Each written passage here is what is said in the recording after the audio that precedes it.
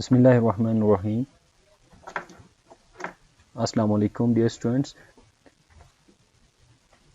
आज हम तीसरा लेक्चर रिकॉर्ड करने जा रहे हैं जो कि सिलसिला है यूटिलिटी का, जो कि हमने पहले दो लेक्चर्स का रिकॉर्ड करवा चुके थे। मार्शलियन अप्रोच में यूटिलिटी मैक्सिमाइजेशन की जो थीरीज हमने पढ़े थे, जिसको हमने कार्डिनल अप्रोच कहा था। आज का जो लेक्चर होगा वो है यूटिलिटी के अंदर हेक्सेन अप्रोच को डिस्कस करने का, जो कि इंडिफरेंस कर्व एनालिसिस इस लेक्चर में हम डिस्कस करेंगे। So introduction to the indifference curve. Indifference curve क्या है? इंडिफरेंस कर्व हम जो स्टडी करेंगे, जिसके बारे में आपने हल्की सी इंट्रोडक्शन ऑलरेडी हमने कार्डिनल अप्रोच में कंपैरिजन के दरमियान आपको बता दिया था। So indifference curve is a ordinal approach. Hexen's ordinal approach. Ordinal means can be compared with each other, first, second, third, etc. means कि satisfaction first, second, third, या हम यूँ कह सकते हैं कम ज़्यादा बहुत ज़्यादा। सो कंपेरिजन आ जाएगी इसमें। Ordinal utility analysis can compare but can not be measure, यानी इसको हम नंबर्स में मेजर नहीं कर सकते हैं, कंपेयर करेंगे। ऑलरेडी आपको पता है कि इसके जो मौजूद हैं वो J.R. Hex and R.J.D. Elon जो हैं इसके फाउंडर्स हैं। Use to tool means indifference, इन्होंने जो है इसको जो मेजरमेंट के लिए जो टूल इस्तेमाल किया, that is indifference curve. Indifference curve approach भी कहा जाता है, जो कि यूटिलिटी एनालिसिस के अंदर हम इसको पढ़ते हैं। अच्छा, इंट्रोडक्शन जो है उसके बाद हम कोशिश करेंगे कि हम स्पीड थोड़ा सा इसमें रखें ताकि एक ही लेक्चर के अंदर ये सारा टॉपिक जो कवर हो सके। सो अजम्पशंस जो हैं इस इंडिफरेंस कर्व एनालिसिस के, वो तकरीबन सेम हैं जो कि ऑलरेडी हमने कार्डिनल अप्रोच में पढ़ा है। That is consumer is rational और रेशनैलिटी, ऑलरेडी इसको हम डिस्कस कर चुके हैं। What is the rational means के हर बंदा जो है वो सेटिस्फैक्शन बेस पे जो प्रेफरेंसेस करता हो या चॉइस करता हो। यूटिलिटी इज ऑर्डिनल, जो कि पहले हमने उसमें पढ़ा था कि यूटिलिटी मेजर हो सकती है। यहाँ पे हम कहेंगे यूटिलिटी मेजर नहीं हो सकती, बल्कि हम कंपेयर करेंगे एक दूसरे के साथ। कंसिस्टेंस जो है या कंसिस्टेंसी जो है चॉइस में रहे, दैट इज द हमारे पास एक अजम्पशन है। What you mean by consistency means if A is greater than B then never become B is greater than A. So ऐसा हो सकता है कि अगर बंदा ए को चॉइस कर रहा है, प्रेफर कर रहा है बी पे, तो फिर वो ए को ही बी पे प्रेफर करेगा, फिर बाद में वो बी को ए पे प्रेफर नहीं कर सकता। सो कंज्यूमर प्रेफरेंस जो है दैट इज, अगर हम कहें transitive preference means a is greater than b and b is greater than c, then a is greater than c automatically. अगर बंदा ए को चॉइस कर रहा बी के ऊपर और बी को कर रहा सी के ऊपर, तो ऑटोमेटिकली जो है सी को चॉइस करेगा ए के ऊपर। सो ए को चॉइस करेगा सी के ऊपर। So diminishing marginal substitution of goods जो है, जाहिर है कि अगर हम एक चीज की जो है वो प्रेफरेंस बढ़ाते हैं या एक चीज को ज्यादा हम चॉइस कर रहे हैं, तो ऑटोमेटिकली हमें दूसरे को रिड्यूस करना होगा। So that is the diminishing marginal substitution जो हमारे पास रहेगी। Dependent utility, that is the utility is X, जो utility from x is depending on utility from Y. So यहाँ पे जैसे कि हमने लास्ट सेकंड चैप्टर के अंदर हमने या सेकंड लेक्चर में हमने लास्ट में कहा था क्रिटिकल जो क्रिटिक्स की थी हमने मार्शलियन अप्रोच के ऊपर, वहाँ पे इंटरडिपेंडेंसी की बात की थी। लेकिन यहाँ पे हम इसको काउंटर करेंगे कि यूटिलिटी इज डिपेंडेंट, यानी utility from x is dependent on utility from y, यानी एक दूसरे को डिपेंड करते हैं। The seventh is the large bundle of goods prefer to small bundle. जाहिर है कि हमेशा जो है कंज्यूमर ज़्यादा, जहाँ जिस गुड्स के बंडल ज़्यादा उसे आते हैं उसको ज़्यादा प्रेफर करता है, और जो गुड्स के बंडल उसे कम होते हैं उसको कम प्रेफर करेगा। सो अजम्पशन जो है ऑलरेडी हमने एक्सप्लेन किए हुए हैं। सो फर्स्ट अजम्पशन हमने कहा था the consumer has indifferent name of good x and good y. अब हमारे पास जो होगा, जो कंज्यूमर होगा उसके पास दो चीज़ें होंगी, और उन दो चीज़ों का एक इंडिफरेंस मैप होगा जो कि आगे आपको डिस्कस करेंगे एक्स और वाई के। सो जो हमारे पास ग्राफ होगा उसके ऊपर एक एक्सिस के ऊपर x और दूसरे के ऊपर y रख के हम उसका इंडिफरेंस मैप बनाएंगे. So consumer have a fix money income it's also same as the utility Marshallian utility approaches कि यहाँ पे भी उसकी इनकम लेवल जो है हम उसको कांस्टेंट रखेंगे जो कि उसने x और y के ऊपर स्पेंड करना है. ठीक है. The price of good x जिसको हम p ऑफ x कहेंगे एंड गुड y की जो प्राइस को हम p ऑफ y कहेंगे इज गिवन यानी वो ऑलरेडी हमारे पास मेंशन्ड हो, दिए गए हो, ऑलरेडी डिफाइन हो, प्राइसेस वेरिएट नहीं करते हो बल्कि क्या हो एक कांस्टेंट प्राइस होगी x की भी और y की भी. गुड्स आर होमोजीनियस यहाँ पे एक हमने इजाफी जो assumption जो रखी है that is goods are homogeneous means कि जो हमारे पास दोनों प्रोडक्ट्स जो हैं वो होमोजीनियस होंगे, हर लिहाज से एक दूसरे के बराबर होंगे, सेम होंगे, आइडेंटिकल होंगे एक दूसरे. अब हम आगे जाएंगे. इंडिफरेंस मैप और बजट लाइन जो है हम आपके लिए ड्रा करके देंगे जिसमें this is the indifference map. इंशाल्लाह अगले स्लाइड में हम बजट लाइन को आप करेंगे. सो this is the indifference map जो कि हमने एक एक्सिस के ऊपर राइस रखी है और दूसरे एक्सिस के ऊपर हमने wheat, x axis wheat and y axis के ऊपर हमने राइस रखी है. सो इन दोनों के दरमियान हम इंडिफरेंस मैप बना रहे हैं. सो राइस और व्हीट के दरमियान जो है वो चॉइस है जो कंज्यूमर कर रहा है. A graph showing this is a graph showing a whole set of indifference curves is called an indifference map. यानी ये जो एक्स और वाई एक्सिस के ऊपर जो राइस और व्हीट के दरमियान जो चॉइस होगा इनको जो शो करेगा that is your indifference map. An indifference map is other अगर हम करें in other words is comprised of a set of indifference curves. So जो पूरा जो मैप होगा जिसको हम कहेंगे इंडिफरेंस कर्व 1 2 3 4 ये सारे जो होंगे हमारे पास इंडिफरेंस कर्व जितने भी आ जाएंगे वो सारे मिलके हमारे पास ये पूरा एक इंडिफरेंस मैप बनाएगा. Each successive curve further from the origin जाहिर जो जितना ज्यादा सेटिस्फेक्शन वाली कर्व होगी वो आपकी ये जो ओरिजिन है उससे बाहर की तरफ शिफ्ट होती जाएगी. That is your successive curves होंगे यानी ज्यादा सेटिस्फेक्शन देने वाले कर्व्स होंगे जो ओरिजिन से बाहर की तरफ मूव करते जाएंगे. That is indicates a higher level of total satisfaction means the curve away from the origin level it shows the higher satisfaction level. यानी जितना बाहर की तरफ आपका मैप से मैप के अंदर जितने भी ओरिजिन से बाहर की तरफ इंडिफरेंस कर्व होंगे that shows the each indifference curve away from the origin is showing more satisfaction, high satisfaction. जैसे कि यहाँ पे IC1 है, IC1 से IC2 जो है ज्यादा दूरी पे है ओरिजिन से. सो इसका मतलब IC1 से IC2 आपको ज्यादा सेटिस्फेक्शन दे रहा. ठीक है. सो IC2 से IC3 ज्यादा सेटिस्फेक्शन दे रहा है. देन IC3 से आपका IC4 जो है वो ज्यादा. जो बाहर की तरफ चला जाएगा it's mean higher level of satisfaction. अच्छा, सो यहां पे हमने बजट लाइन भी साथ साथ शो की है. सो this is your budget line, ये आपका बजट लाइन है. So what is budget line? Basically a budget line और प्राइस लाइन भी हम इसे कहेंगे, जो दोनों चीजों की कीमत भी इस पे शो हो रही है. Represent the various combination of two goods which can be purchased with a given money income and assumed prices of goods. So आम अल्फाज में इसको बजट लाइन को हम कहते हैं that is your purchasing power. So budget line shows the purchasing power of a consumer. So purchasing power consumer की कैसे पता चल जाएगा? एक तो उसके पास जो अवेलेबल इनकम होगी और दूसरा चीजों की कीमत होगी. सो इनकम बढ़ेगी तो भी आपका बजट लाइन बाहर की तरफ शिफ्ट हो जाएगी, मतलब आप ज्यादा चीजें परचेज करोगे. और चीजों की कीमत अगर कम हो रही है तो भी आपका बजट लाइन जो है वो बाहर की तरफ जा रहा है, मींस आपकी परचेजिंग पावर आपकी बढ़ रही है. सो यहां पे जो हमने बजट लाइन बनाई है वो हमने बनाई है एक ऐसे कंज्यूमर की जिसकी इनकम है 60. उसके पास दो ही प्रोडक्ट्स हैं, एक बिस्किट है और दूसरा कॉफी है जो उसके पास अवेलेबल है. सो प्राइस ऑफ बिस्किट भी इज गिवन 6. हर बिस्किट जो है हर यूनिट की कीमत जो है वो 6 रुपए और प्राइस ऑफ कॉफी ऑलरेडी हमने हर यूनिट कॉफी की कीमत भी दी गई है. सो this is the given price 6 rupees for per unit of biscuit and 12 is पर कप ऑफ कॉफी. सो ये ऑलरेडी गिवन है.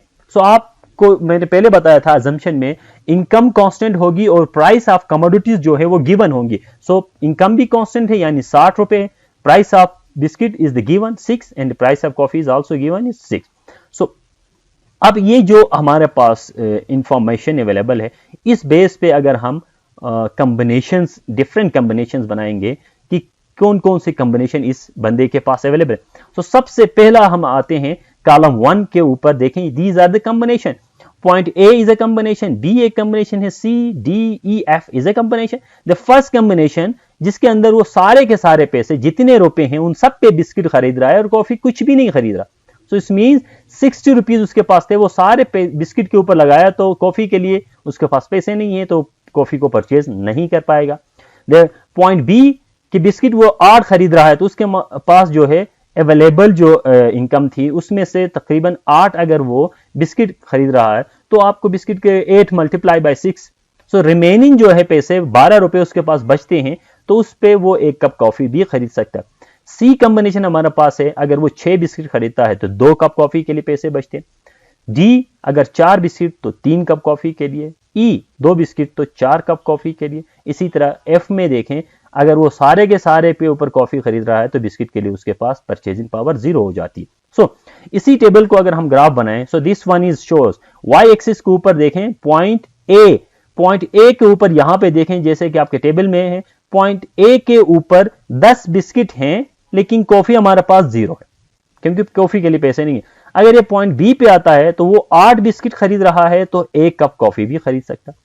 सो पॉइंट सी के ऊपर देखें 6 बिस्किट के साथ वो 2 कप कॉफी, डी के ऊपर 4 बिस्किट के साथ 3 कॉफी, और इसी तरह ई के ऊपर वो 2 कप कॉफी और 2 बिस्किट्स और 4 कप कॉफी, और एफ के ऊपर देखें तो वो 5 कप कॉफी खरीदने जाएगा तो उसके लिए बिस्किट खरीदने के लिए पैसे नहीं रहेंगे क्योंकि 5 कप कॉफी 12 रुपए की, 1 कप कॉफी मल्टीप्लाई बाय 5 यानी 60 रुपए जो थे वो सारे उसने कॉफी के ऊपर लगाए, कॉफी खरीदी उससे, तो उसके पास biscuit. So this is the maximum purchasing of coffee, cup of coffee, and this is the maximum purchasing of unit of biscuits. So ज्यादा से ज्यादा वो जब वो 10 बिस्किट खरीदेगा तो कॉफी 0 होगी, ज्यादा से ज्यादा 5 वो इसी इनकम के साथ अगर वो कॉफी की कप खरीदेगा तो बिस्किट के लिए सो this is, so in points को जिसको हम करेंगे maximum point of biscuit and maximum point of coffee, ये इन दोनों को जब दरमियान में हम लाइन ड्रॉ करेंगे, सो ये लाइन हमें शो करेगी कि वो परचेजिंग पावर है उसकी शो करती है। अगर 10 बिस्किट खरीदेगा तो कॉफी के लिए परचेजिंग पावर 0, 8 बिस्किट खरीदेगा तो 7 कॉफी भी 1 कप खरीद सकता है। So each point shows the different purchasing powers combinations जो शो करता है। सो दिस लाइन शोज कि मतलब कि ये उसकी मैक्सिमम परचेजिंग पावर है। विदाउट कॉम्बिनेशन सिर्फ एक, और दरमियान में आए तो कॉम्बिनेशन के साथ वो कर सकता है, और यहां तक ये। सो मैथमेटिकली देखें, so y is equal to, y means income, उसकी इनकम है, is equal to p of x multiply by quantity of x plus price of y multiply by quantity of y। ये जब बराबर हो जाते हैं, सो इस एक साइड पे आपने इक्वेशन की एक साइड पे y रखी है इनकम लेवल, दूसरे साइड पे ये पूरी उसकी एक्सपेंडिचर है। जब ये एक्सपेंडिचर पूरी उसकी इनकम के बराबर होंगी तो ये उसकी मैक्सिमम परचेजिंग पावर शो करेगी। तो इस मैक्सिमम परचेजिंग पावर को अगर हम ग्राफ में देखें, so this line shows the maximum purchasing power, यानी इससे बाहर वो जा नहीं सकता क्योंकि वो उसके बजट से बाहर की तरफ जाता है। सो this is the budget line. अच्छा, इसको आगे जाएंगे। अब हमने दो चीजें पढ़ी, एक तो हमने पढ़ा इंडिफरेंस मैप जो कि शो करता है सैटिस्फैक्शन लेवल को, दूसरा हमने पढ़ा बजट लाइन जो शो करता है उसके परचेजिंग पावर को। सो इन दोनों को जब हम कंबाइन करेंगे तो हमें जो मिलेगा वो मिलेगा उसकी ओरिजिनल एक्चुअल उसकी सैटिस्फैक्शन लेवल क्या होगी गिवन इनकम और गिवन प्राइसेस के ऊपर। सो इसको कंबाइन करने से पहले थोड़ा सा हम कंज्यूमर इक्विलिब्रियम की डिफिनीशन या उसको एक्सप्लेनेशन की तरफ जाएंगे। सो कंज्यूमर इक्विलिब्रियम या इसको मैक्सिमाइजेशन ऑफ सैटिस्फैक्शन कहेंगे। सो हमें पता है कंज्यूमर जहां पे इक्विलिब्रियम होगा उसी पॉइंट के ऊपर उसकी सैटिस्फैक्शन लेवल जो है वो मैक्सिमम होगी। The term consumer equilibrium refers to the amount of goods and services which the consumer may buy in the market given his income and given prices of goods in the market। अच्छा, ये consumer equilibrium वो होगी जहां पे एक consumer अपनी satisfaction level को सबसे ज्यादा करेगा, उस पॉइंट को कहेंगे जहां उसकी सैटिस्फैक्शन लेवल सबसे ज्यादा होगी। एक कांस्टेंट इनकम जो उसके पास है, उन्हीं के अंदर रहते हुए मार्केट के अंदर अवेलेबल गुड्स की कीमत जो है ऑलरेडी गिवन है उसके साथ the the given maximum satisfaction to the consumer, और इस तरह वो अपने उस इनकम को गिवन प्राइस के ऊपर इस तरह खर्च करे कि उसकी सेटिस्फेक्शन लेवल जो है वो सबसे ज्यादा हो जाए। That is your consumer equilibrium और सेटिस्फेक्शन या maximisation of satisfaction. The aim of consumer is to get, जाहिर है हर कंज्यूमर का एम जो होता है वो होता है सेटिस्फेक्शन लेवल को मैक्सिमाइज करना, ज्यादा से ज्यादा करना। जितनी उसके पास बजट है उसको इस बेहतर अंदाज में खर्च करके वो अपने सेटिस्फेक्शन लेवल को ज्यादा से ज्यादा करना चाहता है। सो वो इस मैप के अंदर कैसे शो होगा कि कैसे वो सेटिस्फेक्शन लेवल को गिवन इनकम और गिवन प्राइसेस के साथ ज्यादा। So the given the price line और बजट लाइन एंड इंडिफरेंस करो, ये दोनों को इस्तेमाल करके वो कैसे अपने सेटिस्फेक्शन लेवल को मैक्सिमम कर सकता है। सो यहां पे अगर देखें, एक साइड पे हमने देखा this is the indifference map, difference indifference जो डिफरेंट है इंडिफरेंस करोस जो है उनके साथ ये इंडिफरेंस मैप है, और दूसरे साइड पे ये आपको नजर आ रहा है ये उसकी एक बजट लाइन। इन दोनों को एक ग्राफ के ऊपर जब हम कंबाइन करेंगे तो हमें मिल जाएगा वो होगा कंज्यूमर इक्विलिब्रियम। सो ऑलरेडी ये डिफिनीशन आप लोगों के साथ हमने डिस्कस की है। अब इन दोनों को हमने अलग अलग भी डिफाइन किया हुआ है, इनको हम कंज्यूमर इक्विलिब्रियम की तरफ लेके जाएंगे, लेकिन उससे पहले कंडीशंस पढ़ते हैं कि इन दोनों को जब कंबाइन करेंगे तो किन कंडीशंस का हमें ख्याल रखना होगा। अच्छा, a consumer is said to be in equilibrium, कहां पे होगा कंज्यूमर इक्विलिब्रियम, तो उसके लिए ये पढ़ना है a consumer is said to be in equilibrium at a point where the price line is touching the highest attainable indifference करो from below। इनमें से सबसे हाईएस्ट जो इंडिफरेंस करो मैप होगा उसको जो टच करेगा आपका बजट लाइन के साथ, तो वो जो टचिंग पॉइंट होगी that is your in consumer equilibrium और मैक्सिमम ऑफ सेटिस्फेक्शन। सो इसके अंदर आपने देखा है, सो द कंज्यूमर इस डिफिनीशन को अगर हम इसको यहां पे देखें, so where the indifference curve is touching the budget line, किसके ऊपर, is this R, point R के ऊपर, नो, पॉइंट आर के ऊपर आपका इंडिफरेंस करो बजट लाइन को इंटरसेक्ट कर रहा है। सो दिस इज नॉट टेंजेंट, ये टच नहीं कर रहा बल्कि इंटरसेक्ट कर रहा। हमने कहा था कंज्यूमर इक्विलिब्रियम उस पॉइंट को कहेंगे जहां बजट लाइन और इंडिफरेंस करो एक दूसरे से टेंजेंट हो, टच करें या दोनों की स्लोप बराबर हो। सो पॉइंट आर के ऊपर हमारा जो कहा हुआ कंडीशन जो है वो फुल नहीं हो रहा, यहां टच नहीं कर रहा बल्कि इंटरसेक्ट कर रहा। पॉइंट यू के ऊपर अगर आप देखें तो यहां पे देखें, यहां पे भी वो कंडीशन पूरी नहीं हो रही, मतलब कि इंडिफरेंस करो और बजट लाइन में गैप है, टच नहीं कर रहे एक दूसरे को। Yes, this is the consumer equilibrium, is the point C. Point C आपने देखा होगा जहां बजट लाइन जो है वो इंडिफरेंस करो बजट लाइन को टेंजेंटली टच कर रहा है, या यूं कहें इस सी के ऊपर दोनों की स्लोप्स बराबर है। So this point is called consumer equilibrium. यहां पे दोबारा मैं आपको कहूंगा कंज्यूमर इक्विलिब्रियम को समझने के लिए हमारे पास दो ही चीजें, एक हम ये कह सकते हैं where the indifference curve is tangent to budget line. So देखें P T, this is your budget line, T point और पी पॉइंट को जो मिला रही है लाइन है बजट लाइन, और बाकी जो है ये आपके IC1, IC2 और IC3। सो IC1 भी यहां पे कंज्यूमर इक्विलिब्रियम को फुलफिल नहीं कर रहा, IC3 भी नहीं कर रहा। यस, IC2 8 पॉइंट सी टेंजेंट है किसके साथ, बजट लाइन के साथ। So this point is called consumer equilibrium, और यही वो पॉइंट होगा जहां पे आपका जो कंज्यूमर है उसकी सेटिस्फेक्शन लेवल जो है वो सबसे ज्यादा हो सकती है। सो अब इस कंज्यूमर इक्विलिब्रियम को हम थोड़ा एक्सप्लेन करेंगे कंडीशंस के साथ। The first order and second order condition for the consumer equilibrium, जो कंज्यूमर इक्विलिब्रियम है उसके फर्स्ट ऑर्डर और सेकंड ऑर्डर जो है कंडीशंस क्या है उसको पढ़ने के लिए सबसे पहले हम कहते हैं द फर्स्ट ऑर्डर कंडीशंस को हम देखते हैं। The consumer equilibrium under the indifference curve theory must meet the following two condition.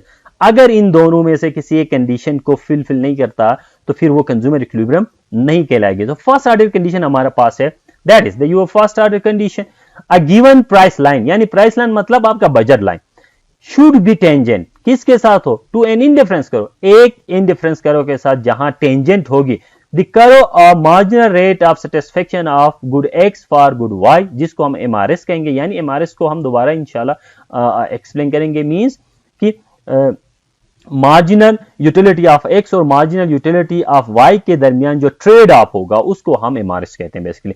Must be equal to the price ratio of the good to goods. So this is your MRS.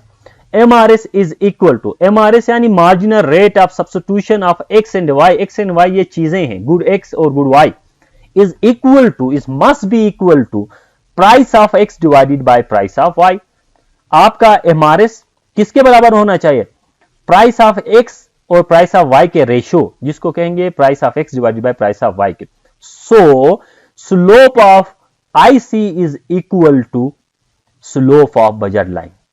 इसको हम यूं कह सकते हैं, जब ये दोनों एक दूसरे से, ये यहां पे देखें सी के ऊपर ये दोनों एक दूसरे के साथ टेंजेंट हैं, यानी बजट लाइन या प्राइस लाइन टेंजेंट है IC2 इन डिफरेंस करो 2 के साथ। सो यहां जिसमें टेंजेंट है वहां पे दोनों की स्लोप आपको बिल्कुल बराबर नजर आ जाएगी, एक दूसरे के साथ बिल्कुल पैरेलल है, पैरेलल होगी तो स्लोप दोनों की बराबर होगी। सो this is the first order for consumer equilibrium. ये ऑर्डर अगर मीट करता है तो समझ लो कि इसको हम कंज्यूमर इक्विलिब्रियम कह सकते हैं। सेकेंड ऑर्डर हमारे पास कंडीशन जो है, the second order condition is that the indifference curve must be convex to origin at the point of tangency. अब थोड़ा सा इसको आपने ध्यान से देखना, what is the convex origin, यानी इंडिफरेंस कर्व का झुकाव जो है वो ओरिजिन की तरफ होना चाहिए। जैसे कि आपको ये सारे तीनों इंडिफरेंस कर्व आपको नजर आ रहा है। सो यहां से आप स्टार्ट करें तो ये बेंडेड टुवर्ड्स द ओरिजिन है, इसको कहेंगे कन्वेक्स ओरिजिन, यानी कर्व का झुकाव जो है वो ओरिजिन की तरफ है। इसी तरह IC2 की भी झुकाव ओरिजिन की तरफ है, इसी तरह IC3। सो दिस इज जहां पे ये दोनों एक दूसरे के साथ टेंजेंट हो रहे हैं, सेकेंड ऑर्डर कंडीशन है।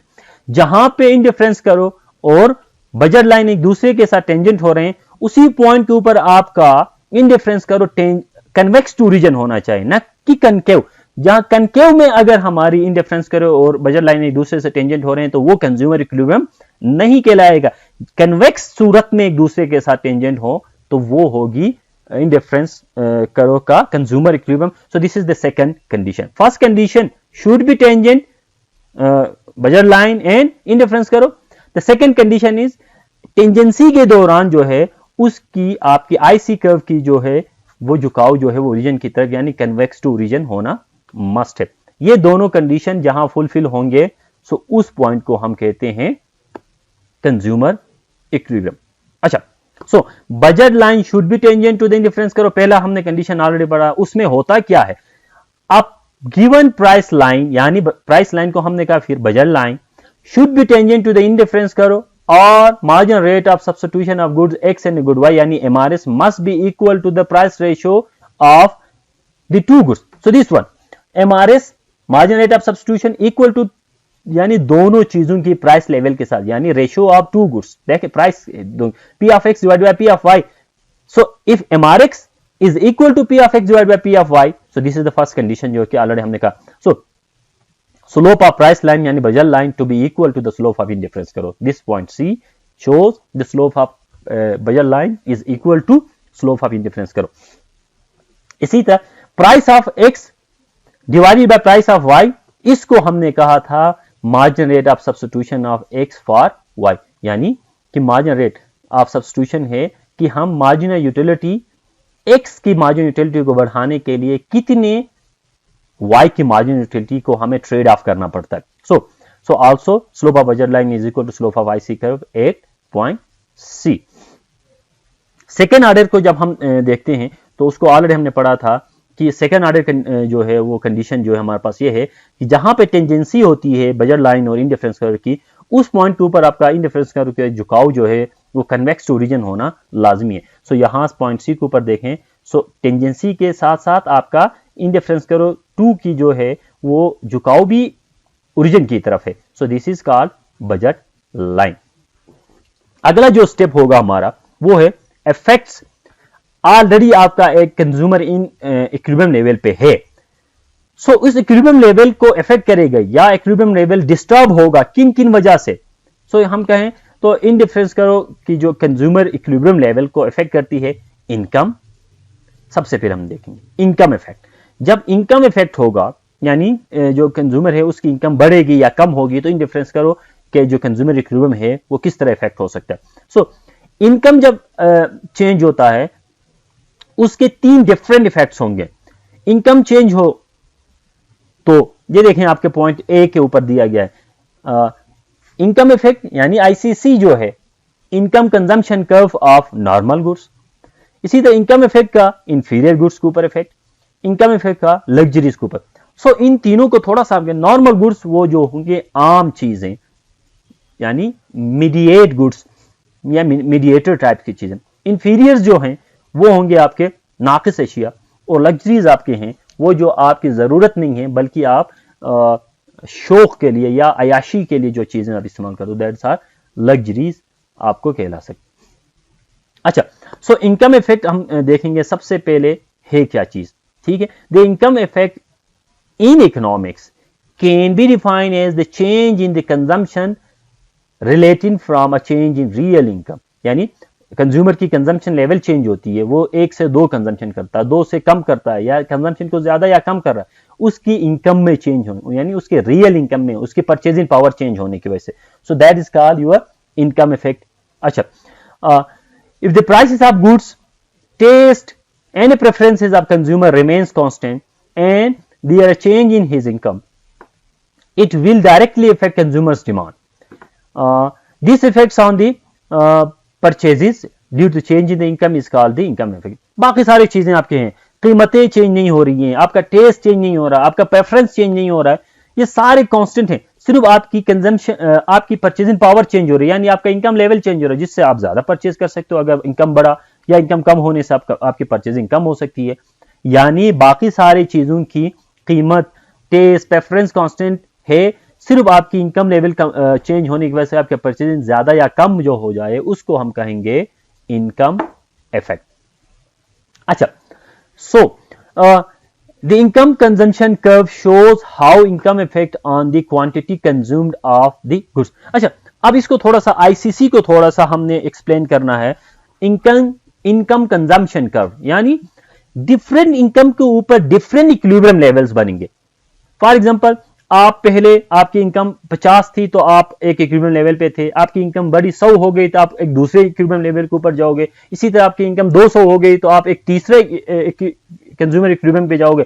सो यहां पे 3 कंज्यूमर इक्विलिब्रियम अलग अलग बने।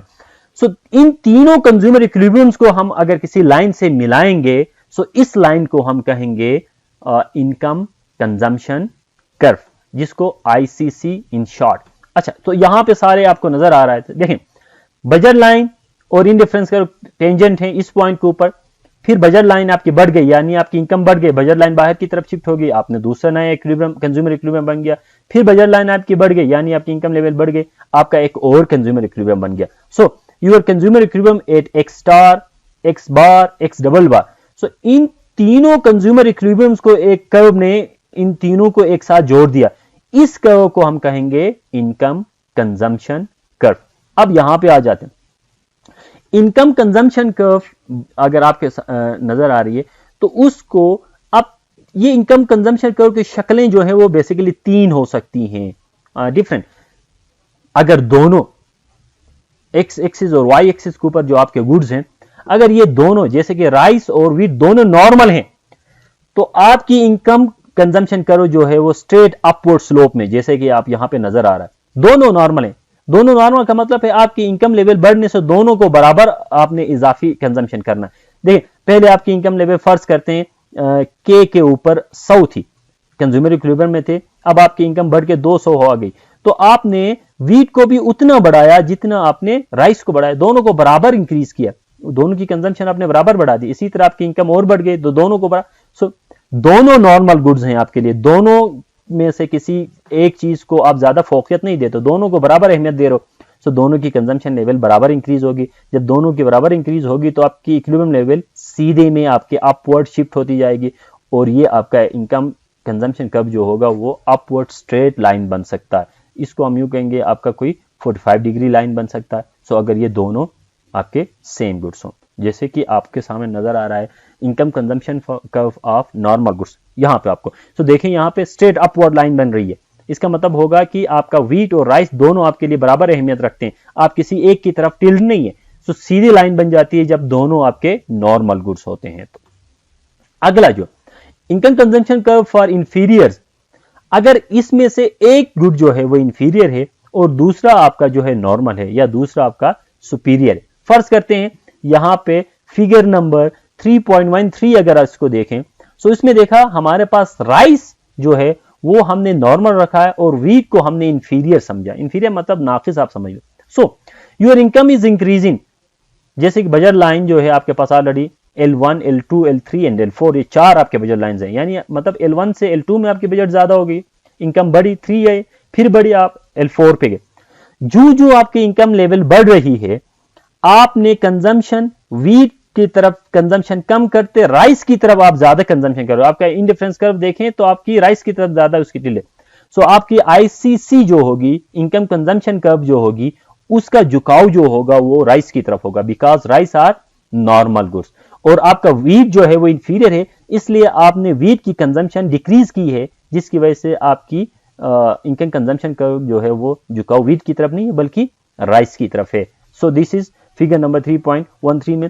फिगर नंबर 3.14 में देखें, कंसीडर करें कि अगर हमारे पास राइस जो है वो इंफीरियर है, अगर राइस इंफीरियर है, वीट नॉर्मल है, सो हमारी इनकम बढ़ने के साथ हम वीट की तरफ शिफ्ट कर जाएंगे, क्योंकि हमने राइस को इंफीरियर समझा। सो इंफीरियर की कंजम्पशन कम करते जाएंगे और सुपीरियर की मींस इनकम बढ़ना मतलब अमीर होना। अमीर होने जो बंदा अमीर होता जाता है, इंफीरियर गुड्स यानी नाकिस चीजों की इस्तेमाल जो है वो कम करता जाता है और नॉर्मल गुड्स की तरफ वो ज्यादा। सो आपकी आईसीसी कर्व का झुकाव जो है वो हमेशा नॉर्मल गुड्स की तरफ होगी, इंफीरियर्स की तरफ नहीं होगी। सो ये दोनों आपको नजर आ रहे हैं, इसमें गुड वाई और गुड एक्स यहां पे रखा है। सो दिस आईसीसी कर्व, ये जो आपका आईसीसी जो ऑरेंज लाइन है आपका, इसमें आपको शो हो रहा है ICC if the X is inferior. अगर एक्स इंफीरियर होगी तो वो वाई की तरफ जाएगी, अगर वाई इंफीरियर होगी तो आपकी आईसीसी का झुकाव जो होगा वो एक्स की तरफ हो सकता है। सो this is the different ICC curve अगर हमारे पास एक इंफीरियर और एक सुपीरियर होगा तो। सो दिस इज आल्सो, अगर हम एक बात करते हैं, ये जो आप इनकम कंजम्पशन करो हमने बनाई है, so if the X is necessity good and Y is luxury. So आपने देखा होगा नेसेसिटी गुड जो है उसकी कंजम्पशन आपकी इनकम लेवल कम होगी तो वहां पे जरूरी चीजें ज्यादा खर्च, कंजम्पशन ज्यादा करोगे, और लग्जरीज यानी जो अयाशी की चीजें हैं वो कम लेवल, इनकम लेवल के साथ कम होती। जो जो आपकी इनकम लेवल बढ़ेगी तो जाहिर है आपका इनकम का ज्यादा पोर्शन जो है अयाशी की चीजों की तरफ जाएगी। So when income is increasing you consume luxurious goods more. So आपकी आईसीसी कर्व जो है वो लग्जरीज की तरफ। सो यहां पे देखें दिस कर्व शोज, ये जो लाइन है आपका ये शो कर रहा है ICC good X is necessity, good Y is luxury. So देखिए इनकम बढ़ने के साथ आप वाई की तरफ झुक रहे हो, यहां पर अगर फर्ज करें वाई हमारे पास लग्जरी है। इसी तरह ये लाइन जो आपका जो है, जो ब्लू लाइन है, उसमें देखें अगर हम ये कंसीडर करें if the X is luxury, so income बढ़ने के साथ आपकी झुकाव जो है वो एक्स की तरफ ज्यादा हो सकती है।